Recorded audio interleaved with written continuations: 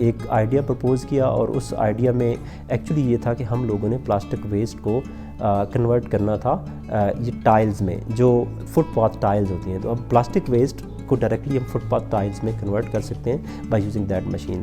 तो उससे हमने यूनेस्को से और PSF से कुछ फंडिंग ली और वो फंडिंग को यूज़ करके अब हम उसका प्रोटोटाइप बनाने जा रहे हैं इस वक्त। तो हम कैसे कर रहे हैं, उसमें ये है कि हम थर्मल ट्रीटमेंट से उसको हाई टेम्परेचर पे ट्रीट करते हैं और ट्रीट करके उससे बहुत अच्छी चीज़ें बना रहे हैं। फॉर एग्ज़ाम्पल एक हमारा प्रोजेक्ट जो कि जिसमें अपने इको बिचुमेन उसका नाम था, उसमें हमने ये किया था कि प्लास्टिक वेस्ट से हमने बिचुमेन बनाई थी। बिचुमेन एक्चुअली रोड कंस्ट्रक्शन में जिसको पंजाबी में लुक कहते हैं ना, वो हमने बनाई थी और उसकी प्रॉपर्टीज़ एग्जैक्टली वही थी जो कि नेचुरल बिचुमेन की होती हैं। तो प्लास्टिक वेस्ट को कन्वर्ट कर लिया हमने पॉलिएस्टर फाइबर्स में। सिमिलरली तो अब हमारा पॉइंट ये है कि बाय यूजिंग डिफरेंट कैटलिस्ट और डिफरेंट प्रोसेस हम उसको अपग्रेड करेंगे और वैल्यू एडेड प्रोडक्ट्स की तरफ जाएंगे।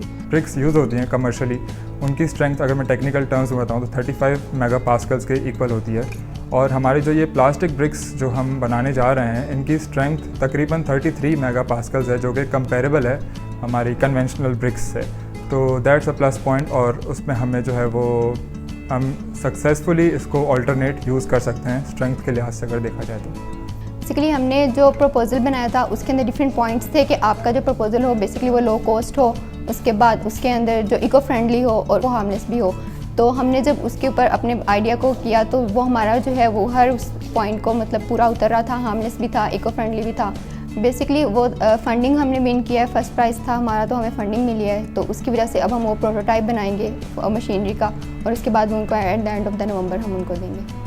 बेसिकली प्लास्टिक जो है वो हम श्रेड करते हैं, बेसिकली श्रेड करते हैं छोटे छोटे पीसेस में। प्लास्टिक बॉटल्स, रैपिंग्स, इस तरह की चीज़ें श्रेड जब हो जाती हैं तो उनको हम मिक्सर में डालेंगे। मिक्सर में डालने की वजह यह है कि उसको हम रिएक्ट करवाएं और उसको हम जो है वो मेल्ट करवा दें।